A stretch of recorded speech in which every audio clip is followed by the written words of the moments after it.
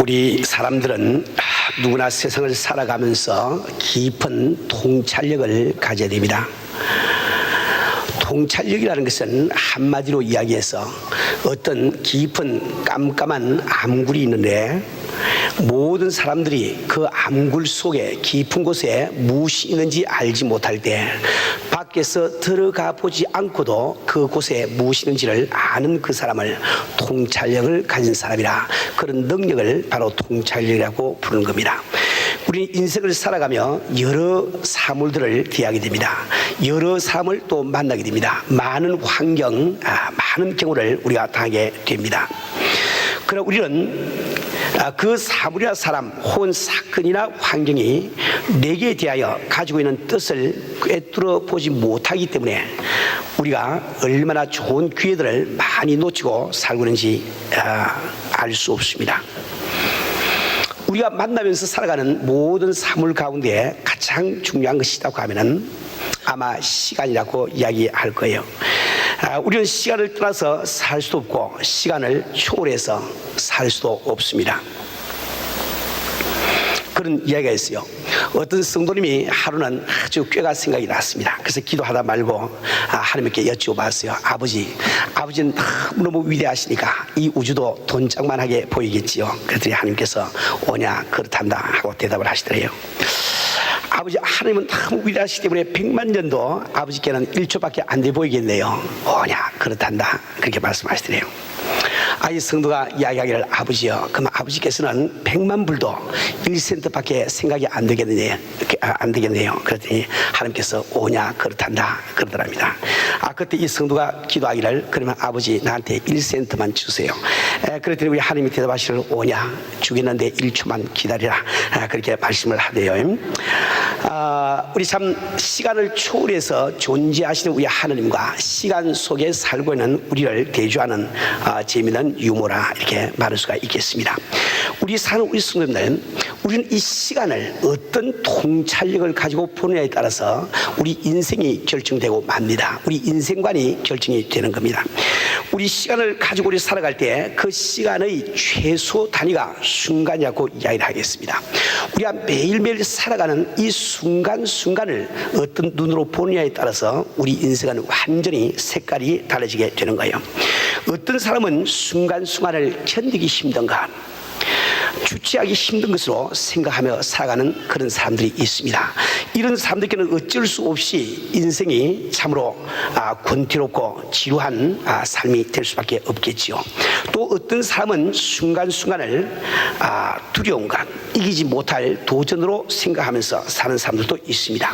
이런 사람들은 언제나 무기력하고 또 겁에 질려 살고 있는 것을 발견을 하게 됩니다. 어떤 사람은 순간순간을 그래도 모험적인 것으로 새로운 도전으로 알고 살아갑니다. 이런 사람들에게는 제법 그 인생이 활기가 있고 또 생기가 넘치는 것을 볼 수가 있습니다. 우리 사는 우리 성도들, 우리 성도들은 이 순간순간을 살아갈 때 이 순간을 과연 무엇으로 보아야 될까요? 참다운 성도, 소망적인 성도, 성공적인 이런 성도는 우리가 대하는 이 순간순간을 바로 하나님 앞에 은혜를 받을 수 있는, 축복을 받을 수 있는 기회로 알고 살아가게 되는 겁니다. 오늘 본문 말씀은 우리에게 구체적으로 우리가 살고 있는 순간순간을 바로 하나님 앞에 축복을 받는 기회로 삼고 살아가라고 권고를 하고 있습니다. 하나님은 결코 축복을 우리에게 뜯어 맡기시는 그런 하나님은 아니세요. 하나님은 우리를 창조하시고 우리 인간의 의지는 초월을 하지 못하시기 때문에 그분께서는 우리가 그 축복을 내 것으로 만들기를 원하고 계시는 것이요. 하나님께서 주기를 원하시는 그 심정은 그분께서 십자가를 친 것으로 잘 증명이 되어도 남습니다. 그러나 하나님은 인간의 의지만은 초월하지 못하시기 때문에 십자가를 지는 그 사건은 인간과 의논하지 아니하고 그분께서는 일방적으로 십자가를 지었습니다. 그러나 인간을 구원하시는 그 문제, 이 믿음만은 인간의 의지를 초월하지 못하기 때문에 이 성경을 통해서 믿어달라고 간증을 하고 계시는 겁니다. 인간이 복을 받고 저주를 받는 것, 내가 생명을 얻고 사망을 얻는 것, 이것은 모두 바로 우리의 의지에 달려 있음을 꼭 기억을 해야 되겠습니다. 이것을 부정적으로 본다면 하나님께서 억지로 우리에게 복을 떠다 부어주시는 분이 아니라는 이런 뜻이 되겠지만, 긍정적으로 본다면 우리가 원하기만 하면 언제나 하나님의 축복을 우리의 것으로 만들 수 있다는 이 사실을 발견하게 됩니다. 그렇기 때문에 순간순간을 하나님의 축복을 받을 기회로 삼기만 한다면 우리는 엄청난 사람들이 될 수가 있습니다. 얼마든지 위대한 이런 성도가 될 수가 있는 겁니다. 이 성경에는 그 한순간을 하나님 앞에 축복받을 수 있는 기회로 삼고 산 많은 사람들의 이야기가 나와 있습니다. 믿음의 위인들의 이야기가 나와 있습니다. 야곱은 팥죽을 끓이고 있다가 참 이게 돌아오는 그 참 형 에서가 그 팥죽을 먹기를 원할 때, 그는 바로 그 순간을 하나님 앞에 축복받는 기회로 삼기를 원하기 때문에 눈에 보이지 아니하는 장자권을 위해서 눈에 보이는 팥죽을 희생을 시키고 말았습니다. 그 야곱이 이제 하란 땅에서 살고 있다가 고향으로 돌아갈 때 자기 형 에서가 400인을 거느리고 자기를 참 이렇게 치기 위해서 온다는 소식을 들었을 때 그는 당황했지만은 그 당황한 그 순간을 낭망하지 아니하고 하나님 앞에 축복받는 기회로 삼기를 원했습니다. 그래서 그는 야복 강가에 무릎을 꿇고 환도뼈가 어날 때까지 기도해서 그런 신앙의 위인된 것을 우리는 잘 알고 있습니다. 약관의 젊은 나이의 요셉이 그 아름다운 보디발의 아내가 참 이렇게 유혹을 할 때 그는 그 한순간에 하나님의 축복을 받는 기회로 삼기를 원했기 때문에 그는 유혹에 넘어가지 아니하고 물리칠 수가 있었던 것이죠. 이 다윗만 하더라도 이유 없이 까닭 없이 자기를 쫓아다니며 자기를 핍박하는 그 사울이 자기 손에 떨어져서 마음대로 죽일 수도 있지만, 그러나 그 순간에 그는 하나님의 축복을 받기를 원했습니다. 그 순간을 하나님 앞에 축복받는 순간으로 삼기를 원했기 때문에 그는 하나님께서 기름 부어 세운 종을 건드리지 아니하고 그대로 놓아 보낸 것을 우리는 잘 알고 있습니다. 이 소경 바디메오 같은 사람은 우리 주님이 지나가시는 그 말을 들을 때, 사람들이 그 말을 들을 때 그 순간을 바로 하나님 앞에 축복받는 기회로 삼기를 원했기 때문에 사람들은 말리지만 그는 더욱더 큰 소리로 다윗의 자수여 나를 불쌍히 여소서, 그는 부르짖고 말미암아 눈뜨는 이 축복을 받은 것을 우리는 잘 알고 있습니다. 우리 성도들, 우리가 사는 이 한순간순간을 정말 하나님 앞에 축복을 받을 수 있는 기회로 삼는가, 이 한 가지만 우리가 배우게 되면 이 인생을 볼 눈이 달라집니다. 우리 인생이 완전히 달라져 버리고 마는 거예요. 우리 신앙생활이 얼마나 재밌고 쉬워지는지 이루 말할 수가 없습니다. 저는 지금도 약 5년 전에 우리가 극동 방송국을 돕기 시작한 그때를 생각을 하고 있습니다. 기억을 하고 있습니다. 제가 참 우연히 그 극동 방송국 사역 되시는 우리 김장환 목사님과 아침 식사를 할 때 그 목사님이 그런 말씀을 하세요. 이제 송신소를 옮겨야 되는데 여태까지 50kW로 그 50kW로 이 뭡니까 그 송신하고 있던 이 방송국에서 정부에서 100kW로 이 송신할 수 있는 그 허락을 받았는데 그 송신기를 설치하려고 하면 43만 불의 돈이 필요하다는 거예요. 그래서 그 43만 불 돈이 없어서 그 송신기를 설치 못하는 그런 말씀을 들었습니다. 저는 그 말씀을 듣는 그 순간에 이것이 바로 우리 교회를 위해서 우리 성도들이 축복받을 기회구나. 바로 그 순간을 우리 교회가 우리 성도들이 축복받는 기회로 삼기를 원했습니다. 그래서 저는 그 당시에 우리 교회로서는 엄청난 액수의 돈이기 때문에 그 돈을 만들 수가 없죠. 그러나 어떤지 이 축복을 참 받았으면 좋겠기 때문에 그 목사님께 넌지시 물어봤어요. 만약에 어떤 교회가 한 번에 다 43만 불을 못 드린다 할지라도 한 5년에 나누어서 드린다고 하면은 그것을 가지고 회사와 이 계약을 맺어서 송신기를 설치할 수 있습니까? 물었더니 그렇게 할 수 있다고 그런 이야기를 합니다. 저는 그분에게 그런 언지를 주지 아니하고 돌아와서 교회에서 그 말씀을 제가 했지요. 그때 우리 집사님 가운데 한 분이 그런 말씀하셨습니다. 목사님, 제가 알고 있기로는 한 달에 800불만 드리면은 극동 방송 통해서 매주 우리 그 교회 설교를 내보낸 것으로 알고 있는데 왜 43만 불 되는 이 돈을 갖다가 쓰려고 그럽니까? 이런 그 이야기를 하는 그 제식이 있으십니다. 그때 저는 그분에게 그런 설명을 해드리죠. 우리는 정말 은혜의 교회에서 행해지는 설교가 중공당의 방송이 되든 안 되든 그건 전혀 우리에게 관심이 없는 일이다. 단지 이렇게 우리 교회가 축복받을 수 있는, 우리 성도들이 축복받을 수 있는 이런 좋은 기회가 왔는데 왜 이 기회를 남에게 놓쳐버리고 말 것인가? 이것을 그것을 반드시 우리가 가지고 축복받는 기회로 삼아야 된다. 이렇게 그 말씀을 드릴 때 모든 그 참 교인들이 다 합의를 하고 우리가 그렇게 하기로 작정을 했지요. 그래서 참 그 후로 지난번에 제가 중국에 들어갔을 때도 중국에 있는 많은 그 성도들이 바로 그 방송을 통해서 예수를 알고 그 저속의 지도자까지 뒤에 있는 많은 사람들을 만나고 돌아왔습니다. 또 그 축복으로 말미암아 오늘까지 우리 교회도 이처럼 잘하고 또 많은 선교를 우리가 하고 있는 것을 우리는 잘 알게 되는 것이죠. 우리 사랑, 우리 성도들, 우리는 정말 우리의 모든 순간을 하나님의 축복을 받을 수 있는 그 기회로 삼을 줄만 안다고 하면 우리의 삶에 놀라운 변화가 일어나게 될 겁니다. 우리가 한번 생각해 보십시다. 정말 우리가 어떤 사람이 내 오른뺨을 때릴 때 내가 아무 마음에 부담 없이 왼뺨을 돌려내릴 수 있는 그런 마음가짐만 갈 수 있다고 하면 이 세상이 얼마나 평화롭고 내가 살고 있는 이 세상이 얼마나 평탄하겠습니까? 그러나 누가 오른뺨을 맞을 때 왼뺨을 돌려드릴 수가 있을까요? 그 맞는 그 한순간을 하나님 앞에 축복받는 그 기회로 삼기를 원하는 그 사람만이 그 일을 할 수가 있는 것이요. 내가 정말 살아가는 이 한순간을 하나님 앞에 축복받는 순간으로 기회로 삼아야 이 작정하고 있는 이 성도들은 뺨을 맞는 그 순간에 뺨 맞는 것이 문제로 느껴지지 않습니다. 그게 하나의 그 축복받는 기회로 느껴진단 말입니다. 우리 주님이 분명히 말씀하시기를 참 오른뺨을 때리면 왼뺨을 돌려대라고 말씀하고 계신데 내가 뺨을 맞아보지 아니한 사람은 평생 살아가도 그 말씀에 순종할 수 있는 기회를 못 가지는 겁니다. 그런데 딱 뺨을 맞았기 때문에 이제는 왼편만 돌려대면 내가 주님 앞에 말씀에 순종해서 상급받을 기회가 왔구나. 이게 깨달아지니까 아무 부담 없이 기쁨으로 왼뺨을 돌려댈 수가 있는 거예요. 우리가 정말 이 모든 기회를 하나님의 축복을 받으시는 기회로 삼을 줄 아는 그 성도들이 이 말씀이 부담이 되지 않으십니다. 아주 기쁜 마음으로 주의 말씀에 순종하면서 살아갈 수가 있단 말이에요.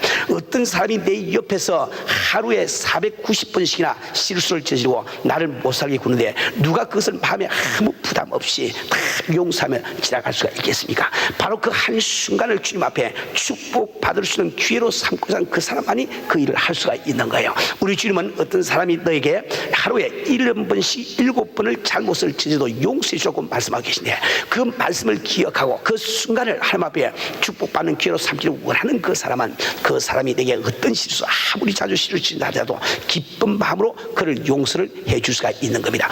우리 성도님들, 우리는 정말 서로 높아지기를 원하는 이 세상에서 어떻게 주의 말씀을 따라서 끝까지 기쁨을 가지고 겸손해질 수 있을까요?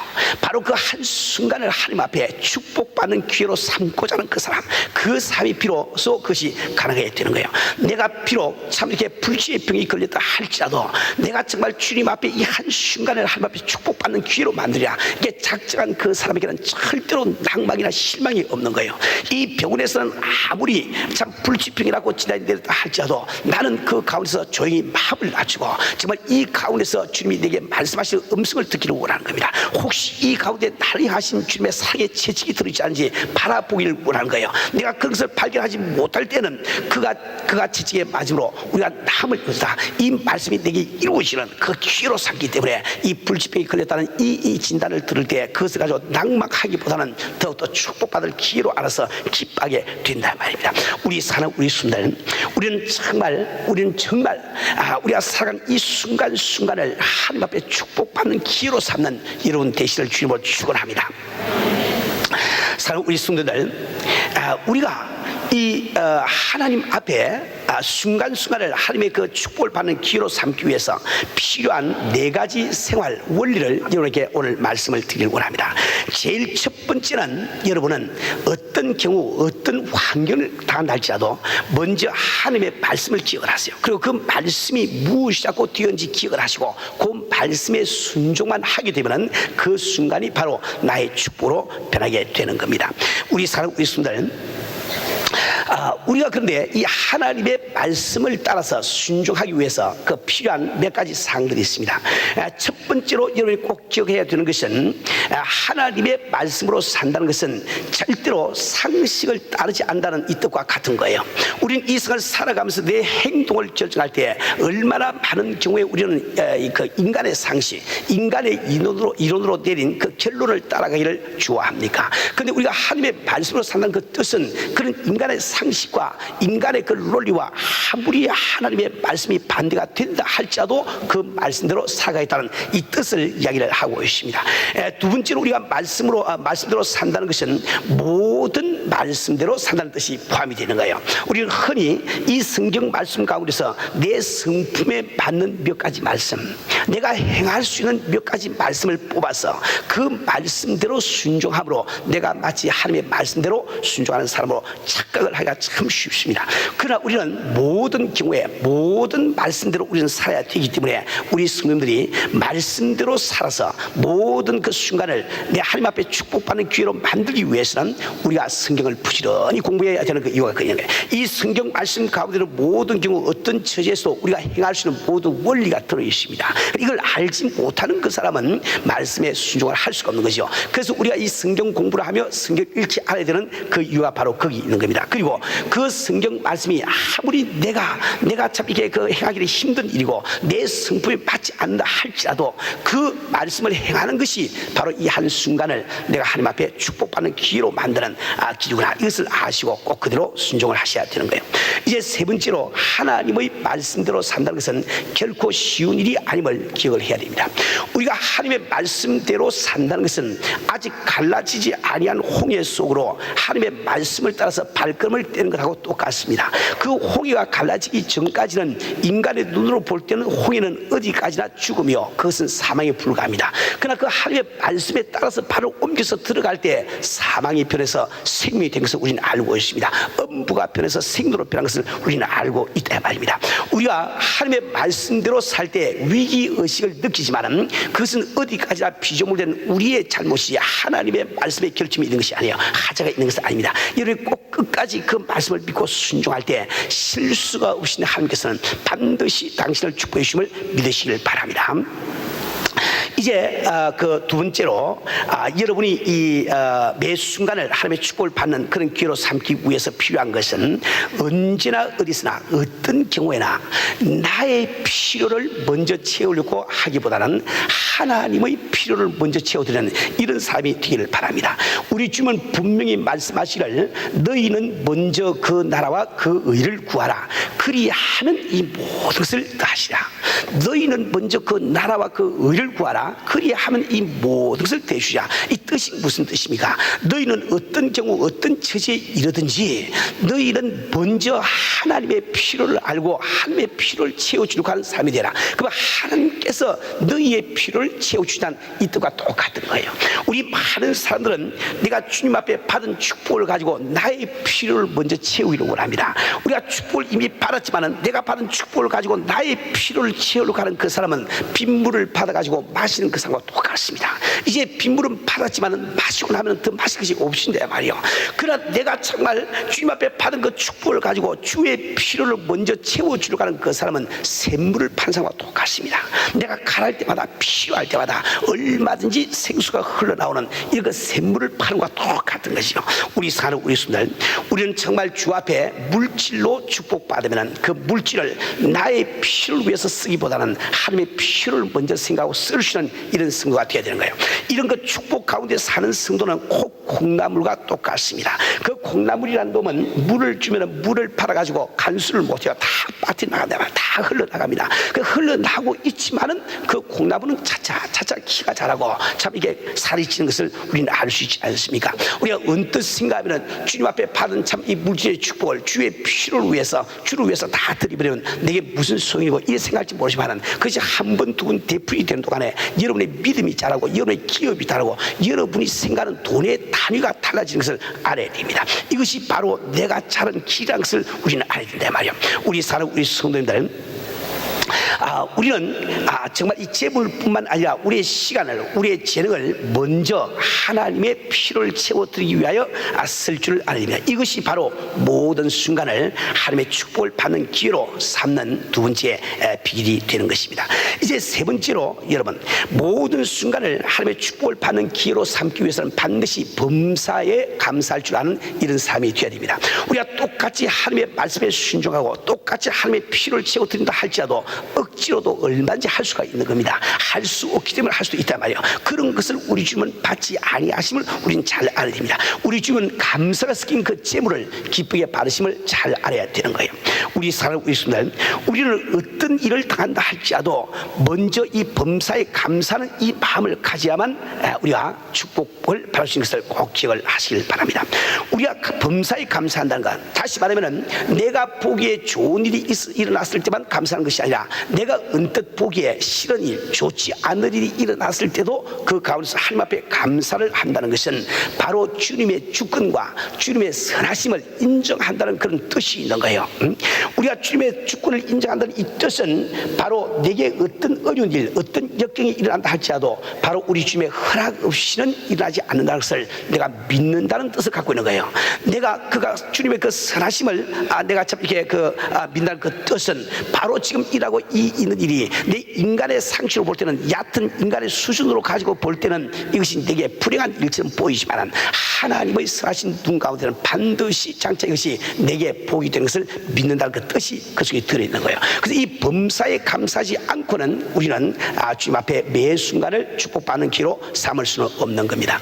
우리가 매 순간에 참 이렇게 주님 앞에 범사에 감사한다는 것이 왜 그게 중요한고, 우리가 이 범사에 감사하지 못한다는 것은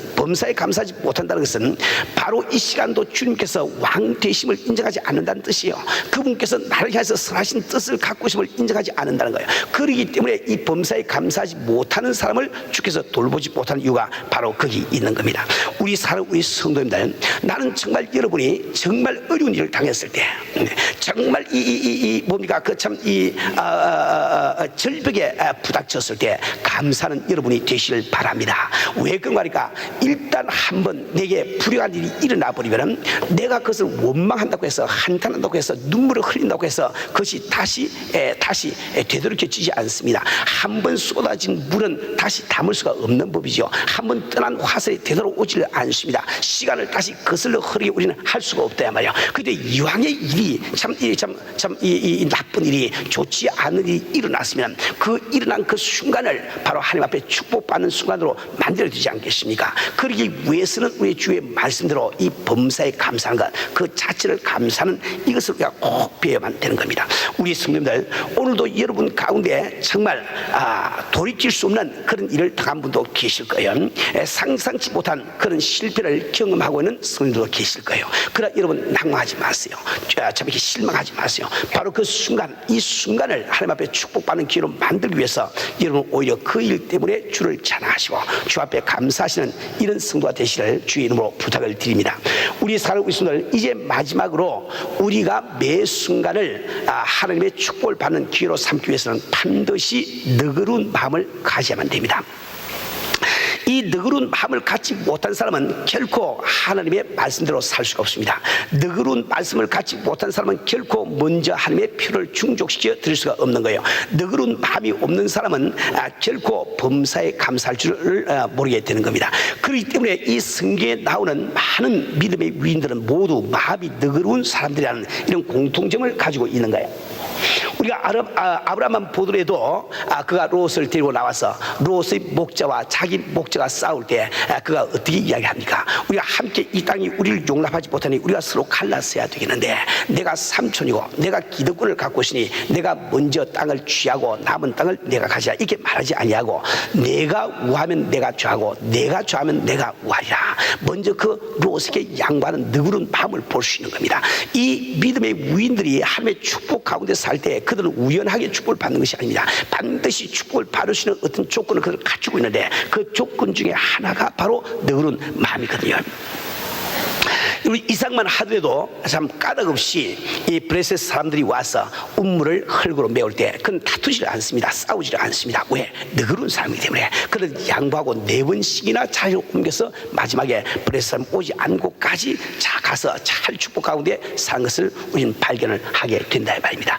야곱 같은 사람은 아주 꾀를 많이 부리고 아주 이게 물질에 연연한 사람처럼 보기도 쉽지만은 그러나 그의 생애를 가만히 살펴보면은 그에게 이 너그러운 그 품성이 들어있습니다. 이 요셉 같은 사람도 정말 형제들이 자기를 노예로 팔고 그 다음에 자기가 국무총리가 돼서 형제를 만났을 때 얼마나 참 이렇게 복수하고 싶은 그런 마음이 있겠습니까? 그러나 그는 마음이 너그럽기 때문에 형들을 다 용서를 해준 것을 우리는 보게 된다 말입니다.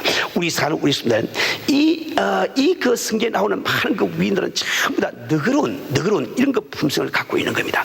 우리 사는 우리 성도들 여러분도 모든 순간에 하나님의 축복을 받는 기회로 삼기 위해서는 참으로 이 너그러운 마음을 가질 줄 알아야 됩니다. 여러분도 이 너그러운 마음을 가질 때 세 가지를 꼭 기억했어요. 제일 먼저 여러분 물질에 대해서 너그러운 마음을 가지세요.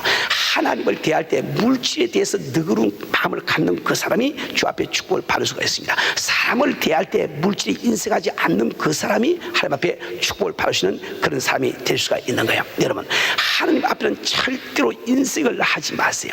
우리 하나님께서는 돈이 없기 때문에 우리에게 헌금을 요구하시는 그런 분이 아니시죠. 마치 아버지가 어린아이에게 과자 봉지를 사다 주고 야 아무개야 아빠한테 그 사탕 하나 달라 이 이야기가 똑같은 것 아닙니까? 그 아버지가 그냥 먹어버리면 되는 거지 뭘 그 사다 주고 또 그 어린이한테 그걸 또 하나 얻어먹겠다고 그러냐 말이요. 그것은 바로 그 아들에게 그 사랑을 받고 싶어서 그렇게 하는 건데 그 아들이 아무 인색함 없이 아이들이 이거 먹어 하고 두 개 세 개 집어주면 아버지가 기분이 좋아서 그날 퇴근할 때는 호준이 다 틀어가지고도 더 많이 사오지 않습니까? 우리 아버지의 심리가 똑같은 거예요. 우리가 정말 이 물질에 연연하고 물질이 인색한 사람이 왜 주님의 도우심을 못 받는고 그것은 물질이 인색한 그 뜻은 물질이 나를 구원할 수 있다고 생각하는 거예요.